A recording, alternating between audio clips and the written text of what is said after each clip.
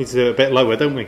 Hello and welcome to the live stream for the live team news here for Wrexham against Halifax Town.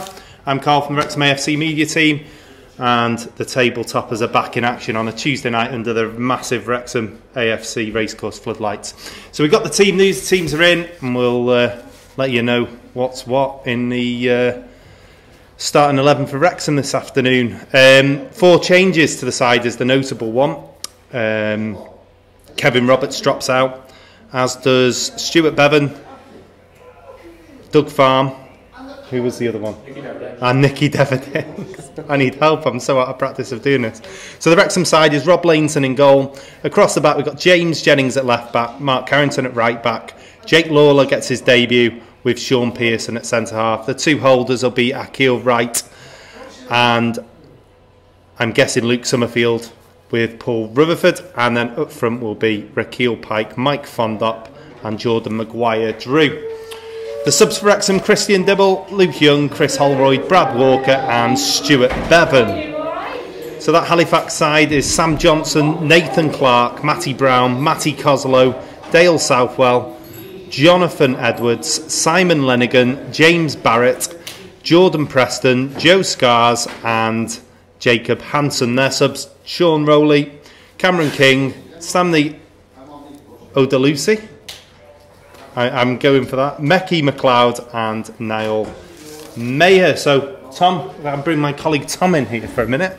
On a slidey chair. On a slidey chair, that's why we've got him. Interesting. A few changes there.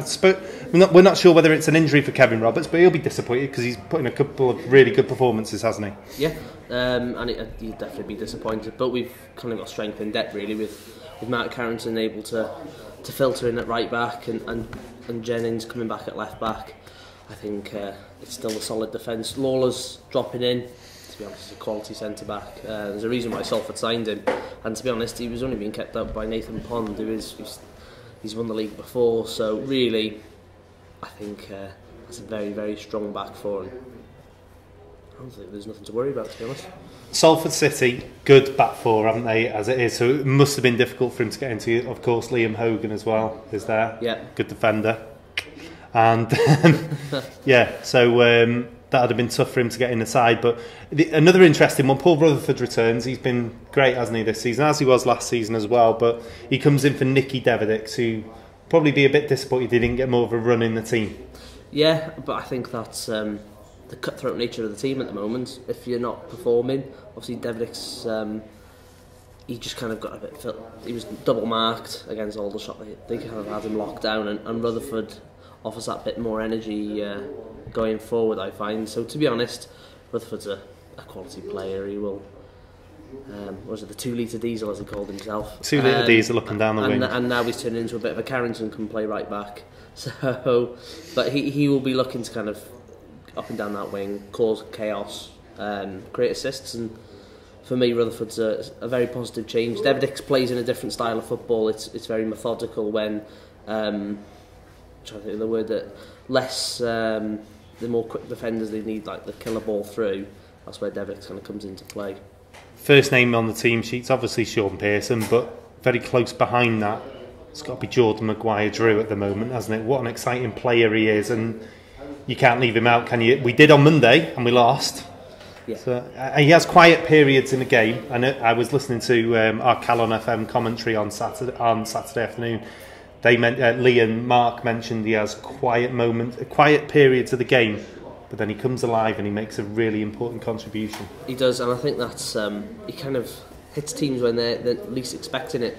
He's that type of player. People call him a luxury player, I find, but he can come up within moments of magic where he'll take the ball past 2 or 3 defenders and either lay on for another striker or finish himself. We saw it at Maidenhead.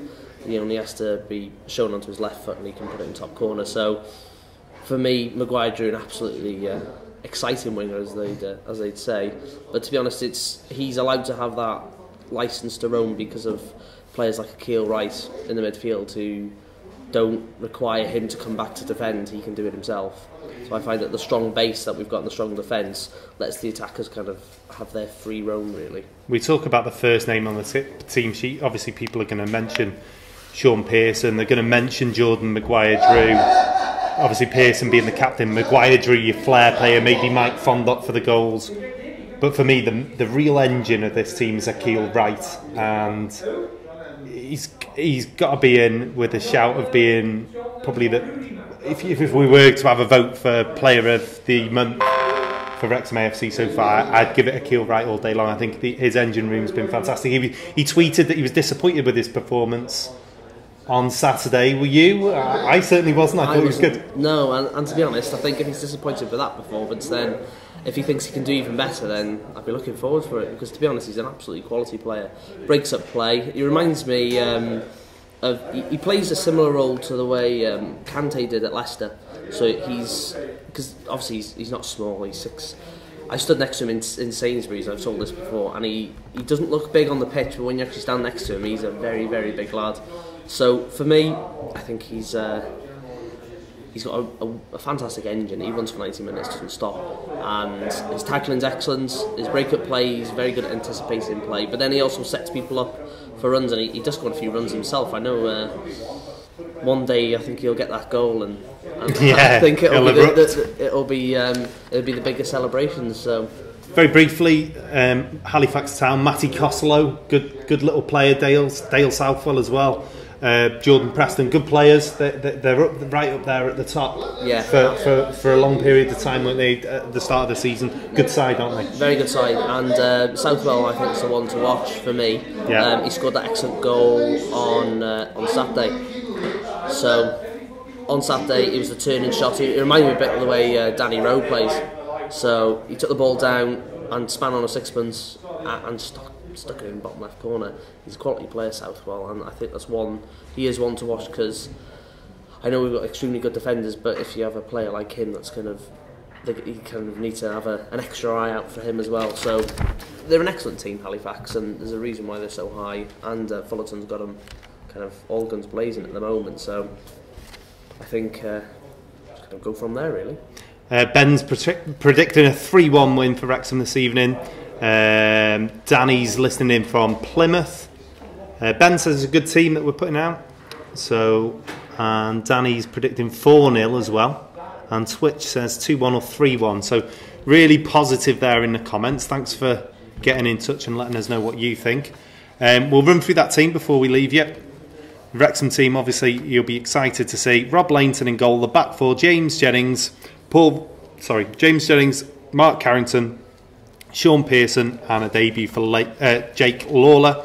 The midfield three is Akil Wright, Paul Rutherford, and Luke Summerfield for Wrexham. Through the middle, definitely we know that bit. Through the middle will be Big Mike Fondop, and Jordan Maguire-Drew will be one side, and the other side will be Ricky or Pike.